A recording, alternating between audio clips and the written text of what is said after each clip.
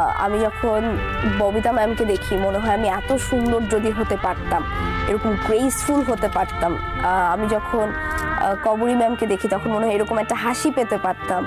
আমি যখন শাবানা ম্যামকে দেখি তখন মনে হয় এরকম এক্সপ্রেশন যদি দিতে পারতাম। এবং আমি যখন আমার নিজের মাকে দেখি, চিত্রনায়িকা দোয়েলকে দেখি, তখন মনে হয় যে চন্দ্রনাথ লক্ষ্মীবধূর মতো কিছু ছবি এরকম আমার ঝুলিতে থাকতো, আমি এরকম স্মার্ট হতে পারতাম।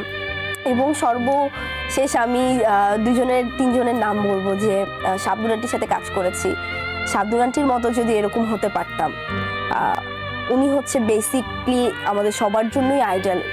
Not only Shabnur aunty, Mousumi aunty, এই দুইজন আসলে আমি বলবো আমাদের।